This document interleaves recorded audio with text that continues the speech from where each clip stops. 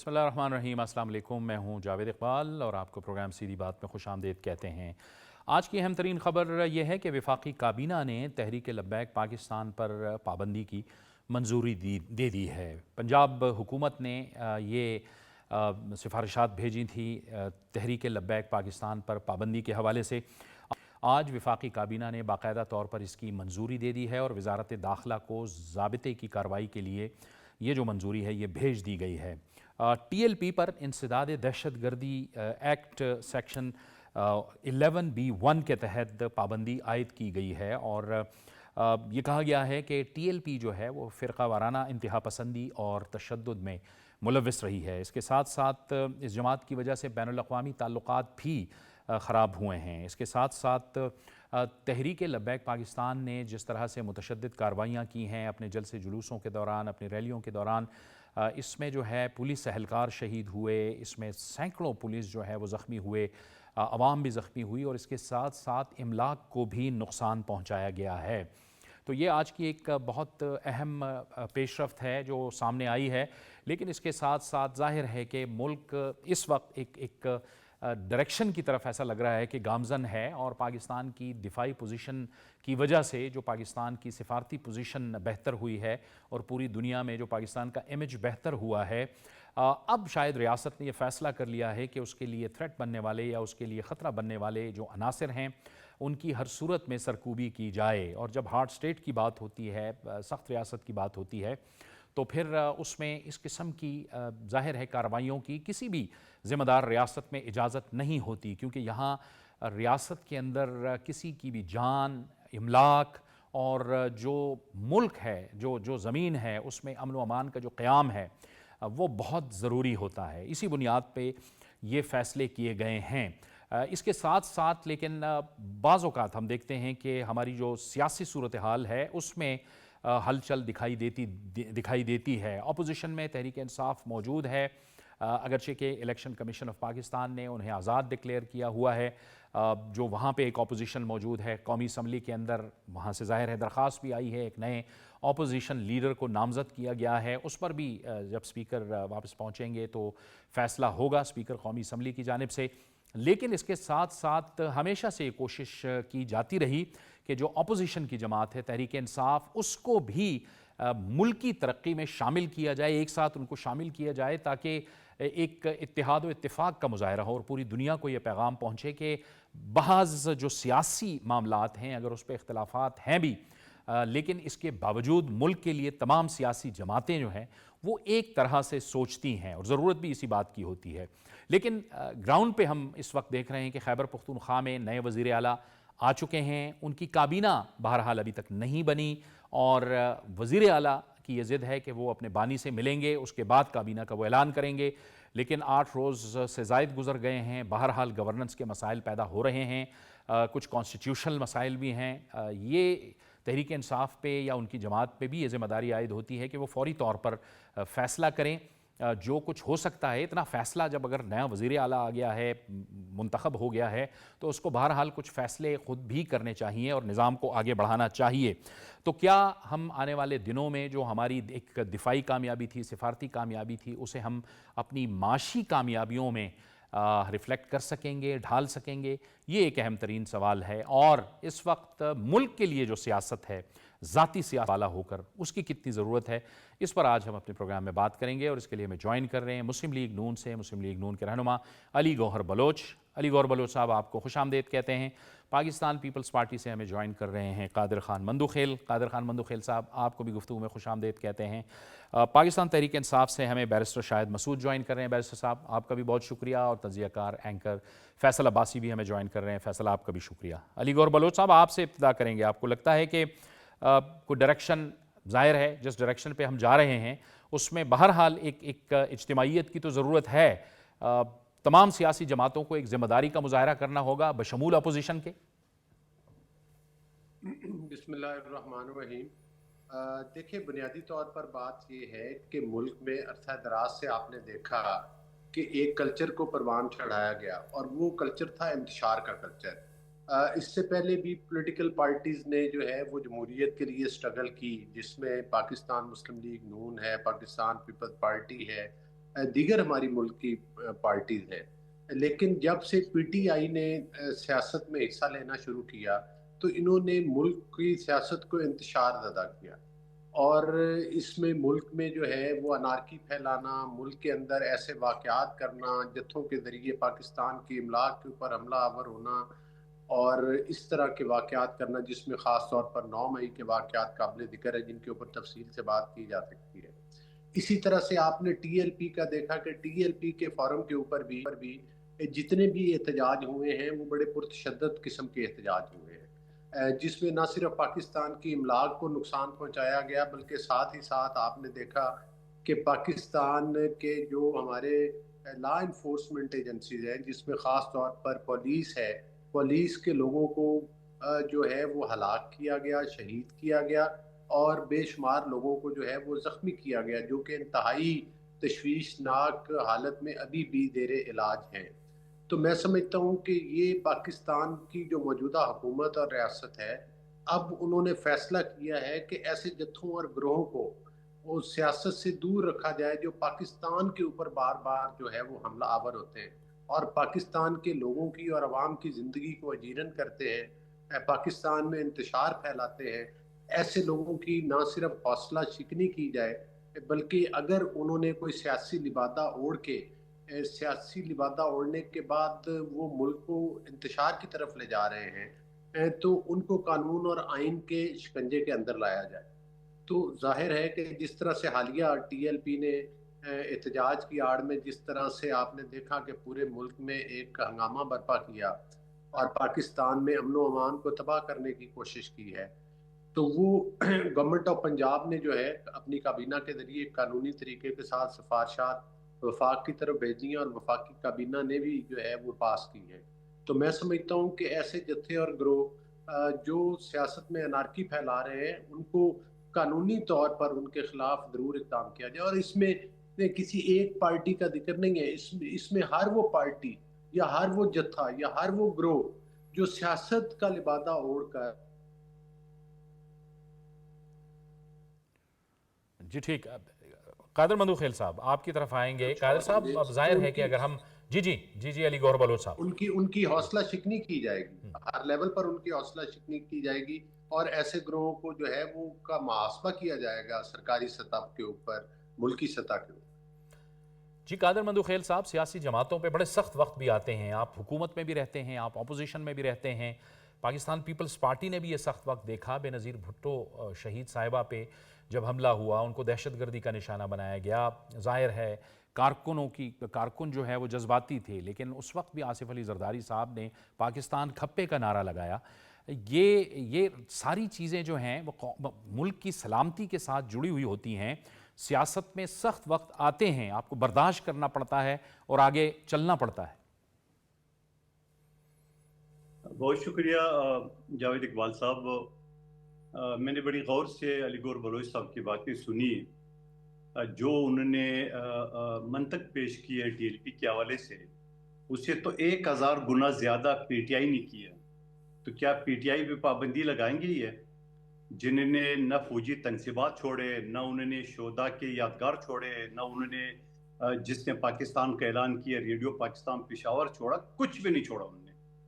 ये social media पे जो गाली गलोच अफवाज पाकिस्तान को, सुप्रीम कोर्ट के जजेस को, सियासी लोग तो हम तो आदि चढ़ गए। तो क्या उसको भी ये इसी तरह निपटेंगे जिस तरह टीएलपी से निपटे? मैं समझ रहा हूँ कि मेरे ख्याल में जल्दबाजी की है, या वो कहते हैं ना कि किसी ने सवाल किया कि गुस्सा जो है ना वो अक्लमंद है या बेवकूफ़। तो मैं कहता हूँ गुस्सा बड़ा अक्लमंद है, इस वजह से कि वो ताकतवर आदमी के ऊपर गुस्सा नहीं आता है, इंसान को कमज़ोर के ऊपर गुस्सा आता है, तो लिहाजा गुस्सा तो अक्लमंद हुआ। तो मेरे ख्याल में हुकूमत ने जो ये काम किए, ये भी वो गुस्से वाली अक्लमंदी से काम लिया है, जो कि कमज़ोर के ऊपर तो उनका बस चला, मगर पीटीआई के ऊपर इनका बस नहीं चल रहा है। जो आप मुझे बता दो, जो टीएलपी से पहले जो टीएलपी के ऊपर सीधे गोलियां चलाई, आमला खवातीन की चेहरे और सीने पे गोलियां बरसाई है, तो क्या उसका कोई हिसाब किताब हुआ? उसका कोई हुआ? आया कौन जिम्मेदार था उसका? इसके बाद अभी दोबारा जब ये गुजरांवाला में हुआ तो उसका कौन जिम्मेदार है, क्या हो गया? लेकिन बात ये है कि ये सारे, मैंने बड़े गौर से उनको देखा था, उज़मा बुखारी साहबा की प्रेस कॉन्फ्रेंस आज, ایک بھی ایسا فوٹیج انہیں نہیں دکھائی ہے جو TLP کے لوگ گولیاں چلا رہے ہو، کلاشنکوف لیے ہوئے، کارتوس دکھا رہا ہے جو الگ تو کسی کے بھی کارتوس ہو سکتا ہے، فوٹو دکھا رہا ہے، گاڑیاں جلی ہے. ایک بھی ایسا ایویڈنس بحیثیت وکیل میں اس کو دیکھ رہا تھا، ایسا ایک بھی ایویڈنس نہیں تھا جس سے آپ یہ ثابت کر سکے کہ یہ دہشت گرد جماعت ہے اور انہیں یہ دہشت گردی کی ہے. میں دوبارہ کہوں گا اس کے مقابلے میں تو PTI نے 1000 گنا زیادہ کلاشنکوف بھی چلائی ہے، گولیاں بھی چلائی ہے، املاک کو نقصان بھی پہنچا ہے، شہدا کے املاک کو نقصان پہنچا ہے. تو کیا علی گور بلوچ صاحب سے پوچھو کہ PTI کے اوپر پابندی کب لگیں گے؟ علی گور بلوچ صاحب آپ رسپونڈ کرنا چاہیں، پھر میں بیرسٹر صاحب کی جانب جاؤں گا. دیکھیں بات یہ ہے کہ بالکل جس طرح سے TLP نے کنڈکٹ کیا یہ پہلی دفعہ نہیں ہے. یہ جب PTI کی گورنمنٹ تھی اور اس میں بھی انہوں نے پرتشدد واقعات کیے تھے اور اسی PTI کی گورنمنٹ نے ان کے اوپر پابندی لگائی تھی. ان کے بہت ساری چیزیں جو ہیں وہ ایسی ملی ہیں جس میں کہ ان کے بیرون ملک سے ان کی جو فنڈنگ ہو رہی تھی، پھر جس طرح سے آپ نے دیکھا اس سے بڑا کیا ثبوت ہے کہ جس میں جو مرید کے SHO تھے جوان، جن کے چھوٹے چھوٹے معصوم بچے ہیں ان کو شہید کیا گیا، اور بے شمار لوگ جو ثبوت کے طور کے اوپر ہاسپٹلز کے اندر داخل ہیں. تو ظاہر ہے ایک سوال، ایک بات سے تو میں اتفاق کرتا ہوں کہ بالکل PTI نے بھی اسی طرح کے واقعات کیے اور TLP نے بھی اسی طرح کے واقعات کیے ہیں. تو یہ ضرور ہے کہ ان سب کو قانون کے شکنجے میں لانا چاہیے، میں اس بات سے تو اتفاق کرتا ہوں. اور ظاہر ہے کہ حکومت ان چیزوں پر غور کر رہی ہے کہ اس طرح کے اوچھے ہتھ کنڈے استعمال کرنے والی جو جتھے اور گروہ ہیں ان کو کس طرح سے قانون اور آئین کے شکنجے میں لایا جائے. لیکن اگر آپ کہیں کہ TLP کے لوگوں نے کم کیے تو وہ بھی کسی سے کم نہیں ہیں. انہوں نے ایک دفعہ نہیں، جتنی دفعہ بھی احتجاج کیے وہ پرتشدد احتجاج ہے اور اس میں ہلاکتیں ہوئی ہیں بے شمار لوگوں کی. بے شمار لوگ معذور ہوئے ہیں، بے شمار لوگ مضروب ہوئے ہیں، بے شمار لوگ زخمی ہوئے ہیں، بے شمار لوگ شہید ہوئے ہیں. تو وہ اس میں تو کوئی دوسری اور یقین کریں کہ میرے حلقے سے کچھ لوگ جو تھے وہ ادھر کاروبار شادرہ میں کرتے تھے. میں نے ان سے پوچھا کہ ادھر، انہوں نے کہا جی دکانیں لوٹ لی گئیں، اور TLP کے جب جلوس آئے تو ہماری دکانیں لوٹ لی گئیں اور ہمارا کوئی پرسان حال نہیں تھا. اور لوگوں کے مطلب ہے کہ انہوں نے ہر طرح سے عوام کے جذبات کو مذہب کے نام کے اوپر ابھارا. مجھے بتائیں کہ کون سا ایسا مسلمان ہے جو حضور حضرت محمد مصطفیٰ صلی اللہ صلی اللہ علیہ علیہ وآلہ وسلم. وسلم کی ذات مبارک سے محبت نہیں کرتا بحیثیت مسلمان؟ تو ہمارا تو ایمان اس پر ہے تمام بحیثیت مسلمان تمام لوگوں کا. تو اس چیز کے کا نعرہ لگا کر جو ہے وہ انتشار پیدا کرنا، اور اسلام کے برعکس جس چیز کا اسلام تو ہمیں صبر کا اور تحمل کا اور رواداری کا درس دیتا ہے، نہ کہ ہم مطلب ہے کہ پرتشدد واقعات کریں. تو میں سمجھتا ہوں کہ یہ جو پابندی لگی ہے یہ بالکل ٹھیک لگی ہے. البتہ کوئی اور گروہ اور جتھا بھی اس کیٹاگری میں آتا ہے تو ان کے خلاف بھی کارروائی ہونی چاہیے. میں ان کی بات سے ٹھیک اتفاق کرتا ہوں ٹھیک قادر ٹھیک محمد ٹھیک صاحب. ہے. شاید مسعود صاحب آپ فرمائیے گا. ظاہر ہے کہ آپ لوگ اپوزیشن میں موجود ہیں اور ساری نظریں پھر آپ پہ ہوتی ہیں. جو ہم نے ماضی میں دیکھا ہے، اب آپ کے نئے وزیر اعلیٰ بھی آ چکے ہیں خیبر پختونخوا کے اندر. ہم کیا توقع رکھیں کہ آپ کی جو سیاست ہے، جب آپ بات کرتے ہیں کہ آئین اور قانون کے مطابق، آئین اور قانون کے دائرے کے اندر رہتے ہوئے، تو ایک ذمہ دارانہ طرز عمل کی ہم توقع رکھیں؟ کیونکہ ظاہر ہے نئے وزیر اعلیٰ کے آنے سے یہ باتیں تو سامنے آئیں کہ بعض لوگ کہنے لگے کہ نہیں جی یہ تو پھر ایسا نہ ہو کہ کہیں وفاق کے خلاف چڑھائی ہو جائے. بسم اللہ الرحمن الرحیم. بہت شکریہ جی، آپ نے شریک گفتگو کیا. گزارش یہ ہے سر کہ میرے ان دونوں بھائیوں نے بات کا آغاز اور بات کا اختتام پاکستان تحریک انصاف سے کیا. میرا خیال ہے ان کو رات کو خواب میں بھی پاکستان تحریک انصاف ہی نظر آتی ہے، اور ان کا دونوں پارٹیز کا دل ہے کسی طریقے سے اس پارٹی کو وائپ آؤٹ کر دیا جائے، کیونکہ یہ واحد سیاسی جماعت ہے جس نے نامساعد حالات کے اندر پاکستان میں 2.75 کروڑ ووٹ لیا، اور آج اپوزیشن کے اندر بیٹھی، اور باقی تمام جماعتیں جنہوں نے 2.25 کروڑ ووٹ لیا وہ 2/3 میجورٹی کے ساتھ گورنمنٹ بنا کے بیٹھی ہیں. جہاں تک یہ بات تشدد والی اور یہ پولیٹیکل پارٹی کو پرسکرائب کرنے والی کریں، تو اگر میں پاکستان کی تاریخ میں جاؤں تو 1957 کے اندر NAP بنی تھی. ایوب خان نے اس کو بین کیا. ذوالفقار علی بھٹو نے سیم وہی پروسیجر جو آج اڈاپٹ کیا جا رہا ہے انہوں نے اڈاپٹ کرتے ہوئے سپریم کورٹ 75 में रेफरेंस भेजा, लेकिन उस सियासी जमात का वो नैब बंद हुई तो अवामी डेमोक्रेटिक पार्टी बन गई। आज वो जो है एएनपी के नाम से चल रही है, वही सारे अमल वली खान, अब्दुल वली खान साहब, शरानी साहब, उस सारे लोगों ने पाकिस्तान के अंदर सियासत की है। हुकूमत वक्त है उसके खिलाफ एहतजाज है ना जी। तो हुकूमत वक्त के खिलाफ तो उस वक्त जियालों ने भी एहतजाज किया था, तो बाद में वो लोग शोहदा कहलाए। तो बात बड़ी सिंपल सी है कि हमें इस पाकिस्तान को इसके दस्तूर जो 1973 है उसके मुताबिक चलाएंगे तो ये सारे पॉलिटिकल मामलात हल हो जाएंगे। ये जो है जानी कैफियत है ये हल हो जाएगी। आप स्पेस दें, पॉलिटिकल स्पेस दें। आप जो सियासी वर्कर है उनको सांस लेने का मौका दें। आप उनके साथ नेगोशिएट करें। रियासत ने माँ का किरदार अदा करना है, ना कि रियासत ने जबर करना है। मैं अगर अमेरिका की मिसाल दूं, 2 दिन पहले की बात है, अमेरिका के 2700 शहरों के अंदर 70 लाख आदमी पंफलेट्स एहतजाज करते हुए निकला, जिसने ये अपने पंफलेट्स के ऊपर लिखा हुआ था नो किंग। आपने देखा क्या उन्होंने कोई वहां पे तोड़ फोड़ की? क्या वहां पे किसी किस्म की आंसू गैस चली? क्या वहां पे कोई पथराव हुआ? ये क्या वहां पे किसी ने किसी की अमलाक को नुकसाना? पूरी रेड लाइन ये है, जो प्रोटेस्टर्स से उनको पता था हमारी रेड लाइन ये है, किसी ने रेड लाइन क्रॉस नहीं की। क्या ही अच्छा हो कि पाकिस्तान के अंदर बैठ के ये सारे मामलात को पॉलिटिकल लोगों ने हल करना है, ठीक on the basis of negotiations करना है। ठीक है, तो पर आपने नेगोशिएट करें आपस में बैठ के, ठीक है पॉलिटिकल स्पेस एक दूसरे के लिए निकालें। बैरिस्टर साहब, आपने बड़ी अहम बात की और आपने अमेरिका की मिसाल दी कि वो लाखों लोग आए और उन्होंने एहतजाज किया और कोई गमला नहीं टूटा, कोई तोड़ फोड़ नहीं हुई। इसी नुक्ते को लेके हम आगे चलेंगे और इस पर बात करेंगे, लेकिन एक ब्रेक लेंगे और ब्रेक के बाद गुफ्तगू को आगे बढ़ाएंगे।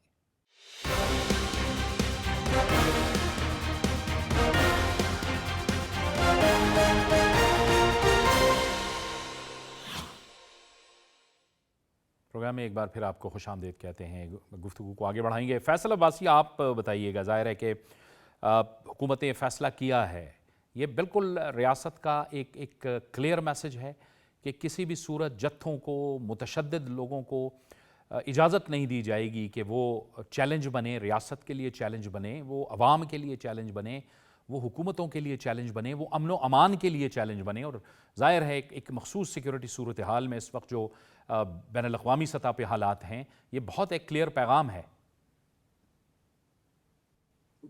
जी बिल्कुल जावेद साहब, बहुत शुक्रिया आपका। सबसे पहले अब मैसेज तो जो है वो डेफिनेटली आपने जो सवाल किया है उसमें मैं उससे मुत्तफिक हूँ कि बड़ा क्लियर मैसेज सामने आया है। लेकिन अभी यहाँ गुफ्तगू हो रही थी, पाकिस्तान तहरीक इंसाफ के दौर में भी पाबंदी लगी, बैरिस्टर साहब गुफ्तगू कर रहे थे। अभी मुस्लिम लीग नून का दौर हुकूमत है, इस दौर में पाबंदी लग रही है।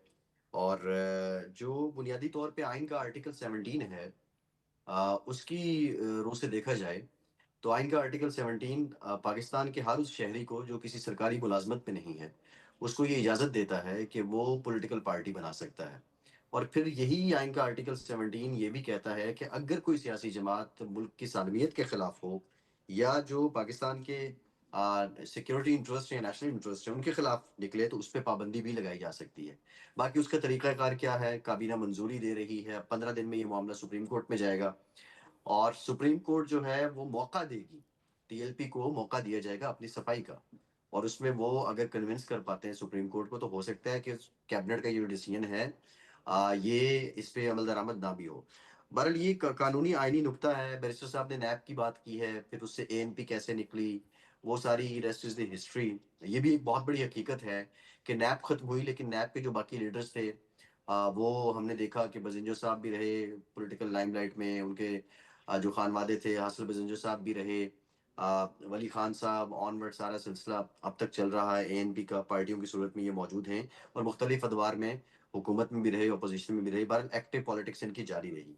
ये बहुत बड़ी हकीकत है। अभी पाकिस्तान तहरीक इंसाफ जो है वो पाकिस्तान तहरीक इंसाफ के तौर पर तो असेंबली में नहीं है, लेकिन उनके मेंबर्स मौजूद हैं।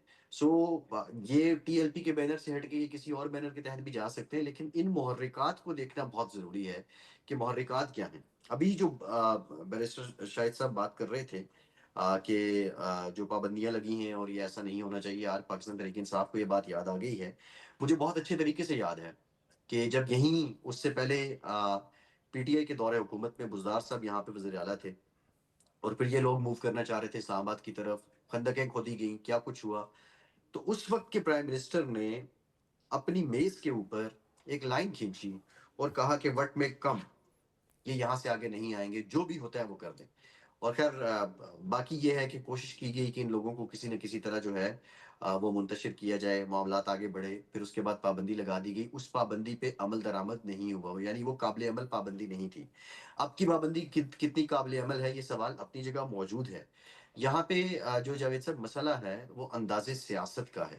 دیکھیے ابھی یہاں جتنے احباب بیٹھے ہیں، اگر پاکستان تحریک انصاف کی ہم بات کریں یا پیپلز پارٹی کی بات کریں یا مسلم لیگ نون کی بات کریں، یہ سرکمسٹینشل ڈیسیجنز لیے گئے ہیں. پی ٹی آئی نے جو پابندی لگائی تھی تو اس وقت کے بھی سرکمسٹانسز کچھ ایسے ہی تھے. آج جو پی ایم ایل این لے رہی ہے، لیکن جن پہ پابندی لگی ہے دیٹ مینس ایک بات تو یہ بھی ثابت ہوتی ہے کہ اس وقت اگر پابندی لگائی گئی تھی تو انہوں نے جن معاملات کو سدھارنا تھا شاید وہ کسی حد تک نہیں سدھار پائے، اور وہ اپنے رویے کو اس انداز میں بہتر نہیں کر پائے. احتجاج اس ملک کے شہریوں کا حق ہے، باہر نکلنا، ڈیمونسٹریٹ کرنا اس ملک کے شہریوں کا حق ہے. لیکن کسی موقع پہ، کسی لمحے پہ آ کے آپ اگر ریٹ آف دی اسٹیٹ کو چیلنج کریں، آپ لوگوں کو نقصان پہنچائیں. یہاں پہ 9 مئی کی اگزامپل دی گئی، میں سمجھتا ہوں کہ وہ درست اگزامپل ہے کہ وہ بھی ایک بہت بڑا سانحہ نما دن ہے اس کنٹیکس میں کہ احتجاج کی آڑ میں آپ کچھ بھی کر لیں. سو اس معاملے کو طے کرنا ہوگا. جو دیکھیے اسلام آباد میں ایک بہت بڑا مسئلہ رہا کہ ریڈ زون پہ جانا ہے، ریڈ زون پہ جانا ہے، پھر فیصلے آئی جی پریڈ گراؤنڈ دے دیا جائے. تو ایک لمیٹیشن جو ہے نا وہ بڑی ضروری ہے. اور اگین وہی بات ہے کہ جو پولیٹیکل ڈسکورس ہے اس میں اگر ہم احتجاج کی آڑ میں کوئی شر پھیلائیں گے یا کچھ اور آپ کے موٹیوز ہوں گے تو ڈیفینیٹلی پھر آئین کا یہ آرٹیکل 17 جس کو میں نے کوٹ کیا ہے یہ آپ کو اس بات کی اجازت دیتا ہے، اور ٹھیک ان سرکمسٹانسز کو دیتے ہوئے حکومت وقت نے اب یہ فیصلہ کیا ہے. اب صحیح. دیکھتے ہیں کہ عدالت اس پہ کیا فیصلہ کرتی ہے. ٹھیک ہے، یہ بیرسٹر صاحب بھی جب بات کر رہے تھے، شاید مسعود صاحب بھی بات کر رہے تھے، تو یہاں پر سوال یہ پیدا ہوتا ہے کہ ایک اوور دی ایئرز پاکستان کی جو پرانی سیاسی جماعتیں ہیں انہوں نے اپنے ماضی کے تجربات سے بہت کچھ سیکھا. اور ہم نے دیکھا کہ ایک وقت میں پاکستان پیپلز پارٹی اور مسلم لیگ نون کے درمیان بہت مخاصمت رہتی تھی، لیکن وقت کے ساتھ ساتھ سیکھا، نظام نے سیکھا اور نظام کو بھی سمجھا، میثاق جمہوریت بھی ہوا. پھر طے ہوا کہ کسی بھی صورت میں پالیسیز پہ تنقید ضرور رکھی جائے گی، سیاسی نظریہ مختلف ہوگا، لیکن کسی کو بھی کمزور کرنے کی کوشش نہیں کی جائے گی. علی گور بلوچ صاحب، سوال یہاں پر یہ پیدا ہوتا ہے کہ ماضی کے تجربات سے ہمیں کچھ سیکھنا ہے کہ نہیں؟ اور ظاہر ہے کہ اگر سیاست اس ملک میں کرنی ہے تو صرف حکومتی سیاست نہیں ہوتی، اپوزیشن میں رہ کر بھی سیاست ہو سکتی ہے. دیکھیں بالکل آپ کو ابھی جس طرح سے کہ بیرسٹر صاحب بات کر رہے تھے اور انہوں نے کہا کہ قومی دھارے میں آنا چاہیے، میں ان کی بات سے اتفاق کرتا ہوں، مل بیٹھ کے بات کرنی چاہیے.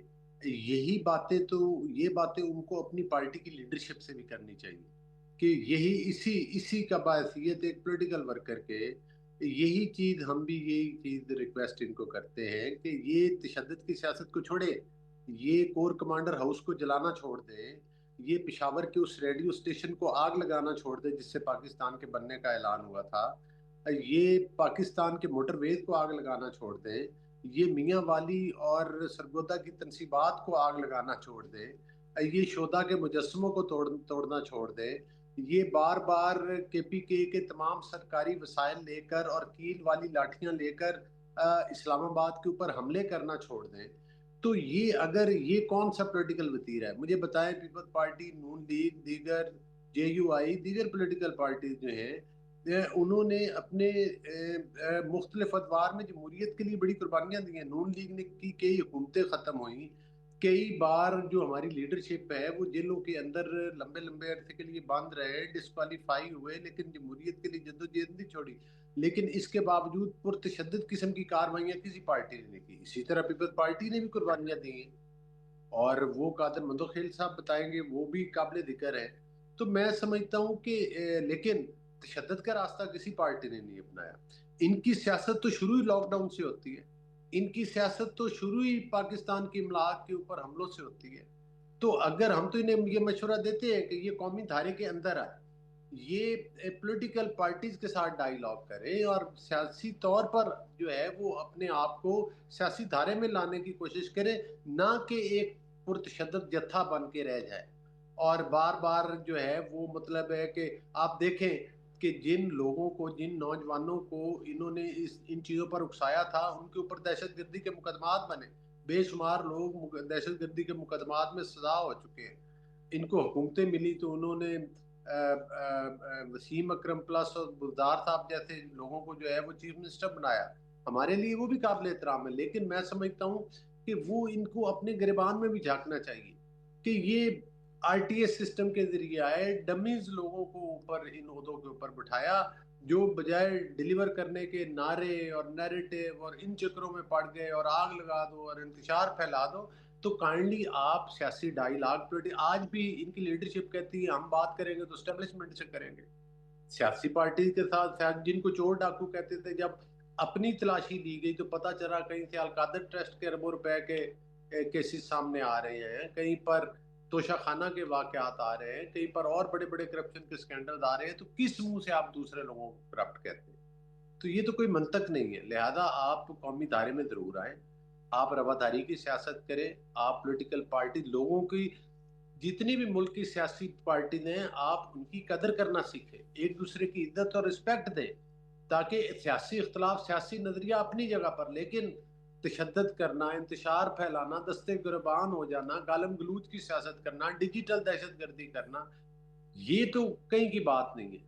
اور خاص طور پر آج بھی آپ دیکھ لیں کہ جس طرح کی یہ سیاست کر رہے ہیں وہ کس سے ڈھکی چھپی ہوئی نہیں ہے۔ قادر مندوخیل صاحب، ہم نے دیکھا 2007-8 میں جب کچھ آپریشنز ہوئے، آپ مرکز میں حکومت میں تھے 2008 کے بعد، اور صوبے میں ہماری خیبر پختونخوا کے اندر عوامی نیشنل پارٹی اور پاکستان پیپلز پارٹی کی مخلوط حکومت تھی۔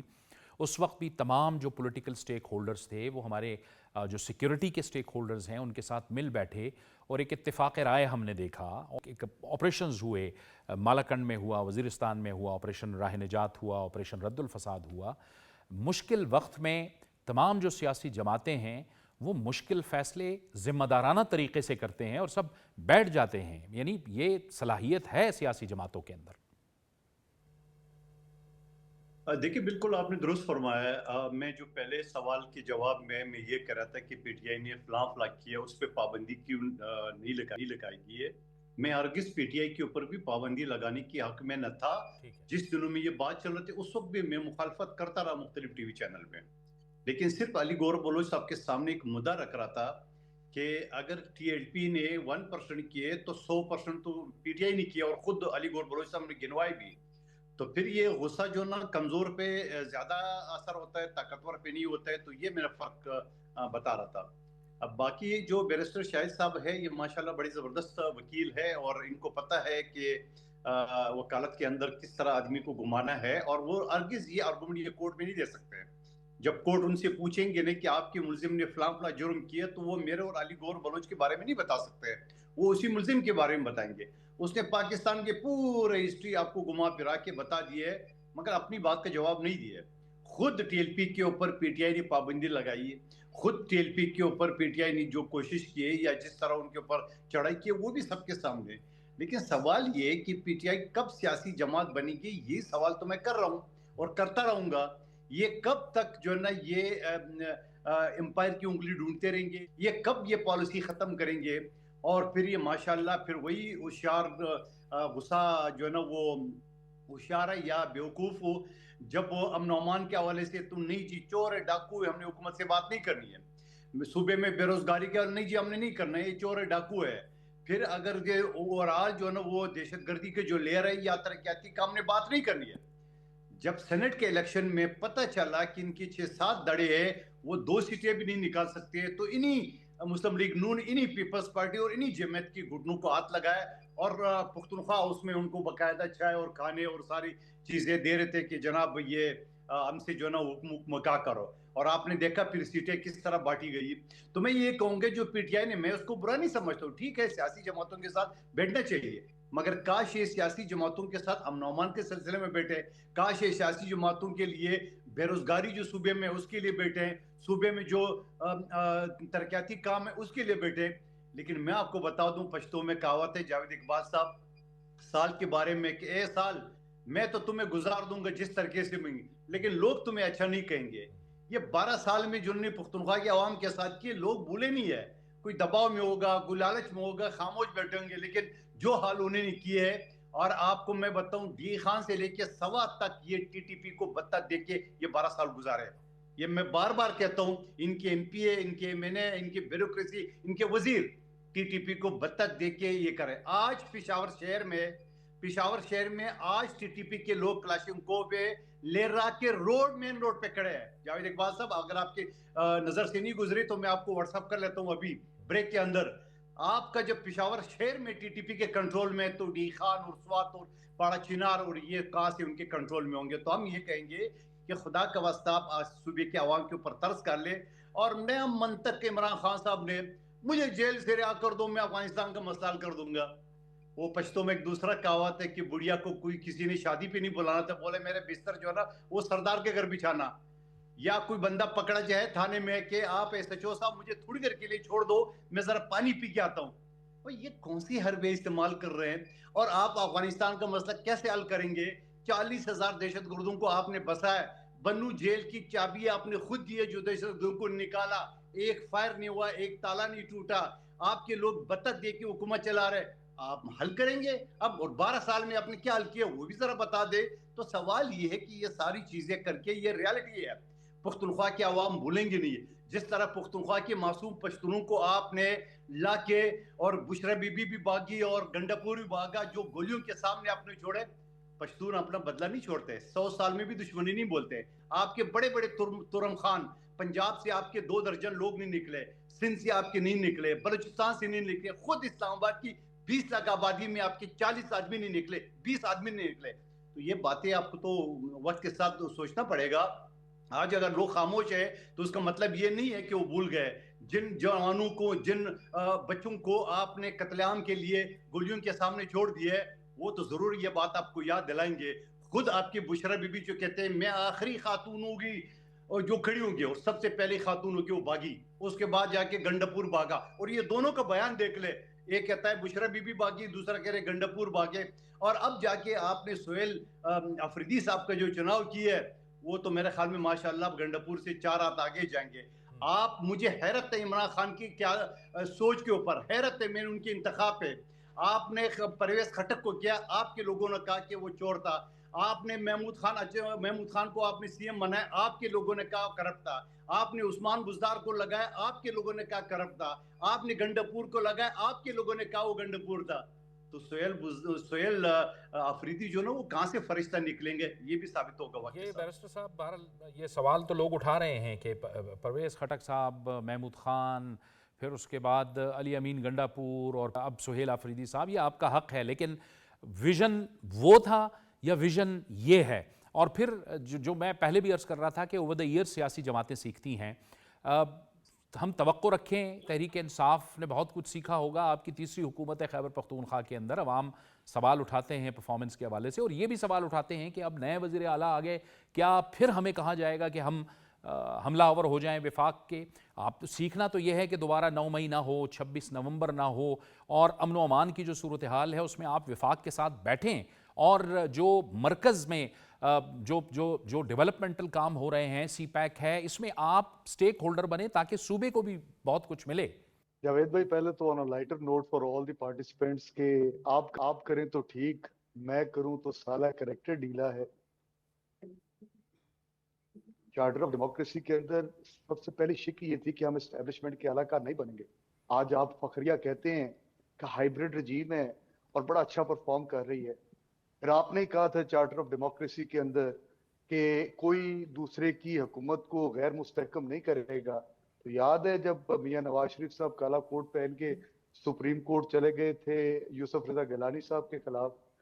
تو سر گزارش یہ ہے, اور جہاں تک رہی کے پی کے عوام کی بات, بالکل بندوخیل صاحب نے ٹھیک کہا کہ وہ نہیں بھولے 8 فروری کا الیکشن 2024 کا, जब उन्होंने वोट दिया था और उस वोट के ऊपर उन्होंने पहरा दिया, जब उन्होंने सुहेल खान अफरीदी को 92 वोट देकर not even single vote went against them. और हालात क्या थे? एक धुआंधार, एक गुस्सैली प्रेस कॉन्फ्रेंस कर दी गई, सिर्फ एक तरफ से नहीं, बहुत सारी तरफों से, अतराफ, चारों तरफ से प्रेस कॉन्फ्रेंसेस की भरमार। ये जनाब जो है इंफॉर्मेशन मिनिस्टर साहब आ रहे हैं, ये जनाब जो है इंटीरियर मिनिस्टर साहब आ रहे हैं, ये पीपल्स पार्टी आ रही है, ये फलाना आ रहा है, हम नहीं बनने देंगे सुहेल खान अफरीदी को चीफ मिनिस्टर। वो बना ना। यही जमहूरियत है, यही जमहूरी असूल हैं, यही आईने पाकिस्तान कहता है, जिसकी मेजॉरिटी है उसको बनने दो। इसी चीज के हवाले से मैं कहता हूं कि आप नेगोशिएट करें, हमारे साथ बैठ के बात करें। किस बात, अब आप कहते हैं जी आप आए बैठ के बात करते हैं, जिस तरह वो तो अली बार बार गौर यही बलोच कहते हैं साहब कि ने तहरीक कहा। इंसाफ आए और आप जो सियासतदान हैं वो उनके साथ मुज़ाकरात करें। कादिर मंदूखेल साहब भी यही कह रहे थे कि आप बार बार यही कहते हैं कि जी हम तो बात इस्टेब्लिशमेंट से करेंगे। आप सियासी जमात हैं, आप सियासतदानों से बात करें, वो तो कह रहे हैं। मुझे मौका दीजिएगा। आपको याद होगा 26वीं आईनी तरमीम के ऊपर पार्लियामेंट के अंदर इजलास जारी था, स्पीकर साहब के साथ बैठ के एक कमेटी बनी। स्पीकर साहब ने कहा जी मैं फैसिलिटेट करवाता हूं आपकी मुलाकात इमरान खान साहब के साथ, अब सारे पेचीदा मामला उनके साथ बैठ के डिस्कस करें। क्या वो मुलाकात हुई? बाद में कह दिया गया जी ऊपर से इजाजत नहीं मिली। तो ऊपर कौन है? पॉलिटिकल लोग तो नहीं थे, पॉलिटिकल लोग तो सारे पार्लियामान के अंदर मौजूद थे, तो क्यों ना इजाजत मिली? आज इस्लामाबाद हाई कोर्ट ने सुहेल खान अफरीदी जो chief executive of the province है उसको कहा कि जाएं, जाकर आप इमरान खान से मुलाकात करें। वो बेचारा बाहर धरना देकर बैठा रहा। आज जुमेरात का दिन था, मुलाकात का दिन था, क्यों उसकी मुलाकात ना करवाई दी गई? तो मैं यही तो अर्ज कर रहा हूं सर कि आइन और कानून के मुताबिक बैठें, अपनी हयूदो कयूद को तय करें और बैठ के ये फैसला करें कि क्या हमने इस मुल्क को आईने पाकिस्तान, दस्तूर पाकिस्तान के मुताबिक लेकर चलना है, या हमने दोबारा कठपुतलियों की तरह जो है वो हुकूमत करनी है कि अपना टाइम गुजार लें, इस मुल्क के पाकिस्तान की आवाम का कोई पुरसान ये हाल ना बैरिस्टर हो। साहब ये सवाल तो बेचारे अहम है। आप दुरुस्त कह रहे हैं कि आइन और कानून के मुताबिक चलना चाहिए, लेकिन इसकी जिम्मेदारी भी अब कबूल करनी होगी ना। अब हुकूमत तो ये कहती है कि हम तो मौजूद हैं, लेकिन अपोजिशन अगर आप जलसे जुलूस करते हैं, आप मामलात को आगे ले चलते हैं, तो आइन और कानून के मुताबिक आप मामलात को आगे लेकर चलें। अगर ये ज़िद हो कि जी मैं काबीना तब बनाऊंगा जब तक मेरी बानी से मुलाकात ना हो, तो मेरे ख्याल में ये एक बहुत अजीब सा मामला लगता है। आपको कुछ फ़ैसले करने पड़ते हैं, ये पूरा सूबा है, आगे कई साल हैं आपके पास, आपने सूबा चलाना है, गवर्नेंस के मामलात हैं, अमन व अमान के मामलात हैं। अब्बासी साहब, मैं चाहूँगा आप भी कमेंट कर दें प्रोग्राम के आखिर में। जी जावेद साहब, जो जहाँ तक हुकूमत बनाने की बात है और सुहेल अफरीदी साहब की मुलाकात का ताल्लुक है, देखिए मैंने पहले भी ये जिक्र किया है मुख्तलिफ जगहों पे कि सुप्रीम कोर्ट का एक फैसला है जिसकी रोशनी में हुकूमत की तारीफ ये है कि उसमें काबीना और चीफ एग्जीक्यूटिव शामिल होते हैं। अब अभी तक तो ये तय हुआ है कि जो चीफ एग्जीक्यूटिव हैं वो अकेले हैं। अब ये हुकूमत है या नहीं है, ये तो जो आईनी कानूनी माहिर हैं वही बता सकते हैं। लेकिन इस हुज्जत को तमाम करने के लिए या इस हुज्जत को दूर करने के लिए सुहेल अफरीदी साहब या पाकिस्तान तहरीक इंसाफ, जो उनकी एक इनडायरेक्ट एडवाइजरी काउंसिल है जो चंद लोगों पे मुश्तमिल है, जिसपे पाकिस्तान तहरीक इंसाफ के कुछ देरीना जो रहनुमा है उनको बड़े रिजर्वेशन भी हैं, क्योंकि चंद लोग हैं जिन्होंने अभी सुहेल अफरीदी साहब की कुर्बत इख्तियार कर ली है और उन्हीं की एडवाइस पे सुहेल अफरीदी साहब भी चल रहे हैं। तो वो दो चार लोगों को एक सेरेमोनियल तौर पे अगर काबीना बना देते तो कम से कम ये हुज्जत तो खत्म हो जाती जो आईनी कानूनी है कि उनकी हुकूमत की तश्कील हो जाती है और उनके डायरेक्टिव्स और उनके फैसले उनको कोई आईनी कानूनी हैसियत होती है। और दो सारे फैसलों को काबीना से मंजूरी की जरूरत नहीं होती, लेकिन फिर भी अब मेरे जहन में ये भी सवाल आता है कि जो वर्बल डायरेक्शंस हैं उनका क्या एक हैसियत है। दूसरी जो इम्पोर्टेंट बात है, अब इसके पीछे बहुत सी वजूहात हो सकती हैं। कोर्ट ने ऑर्डर किया, मैं ये समझता हूँ कि उन ऑर्डर्स पे अमल दरामद होना चाहिए, मुलाकात हो जानी चाहिए और इस एक्सक्यूज को भी किल कर देना चाहिए हुकूमत को कि इनकी मुलाकात नहीं हो रही तो इस वजह से ये परफॉर्म नहीं कर रहे। ठीक दूसरा ठीक, ये वक्त अगर भी सुहेल आफरीदी फैसल अब्बासी ख़त्म हो गया है। बहुत बहुत शुक्रिया, आप हमारे साथ इस गुफ्तगू में शामिल रहे। कादिर मंदूखेल साहब आपका भी बहुत शुक्रिया, अली गौहर बलोच साहब आपका, बैरिस्टर शाहिद मसूद साहब आपका भी बहुत बहुत शुक्रिया।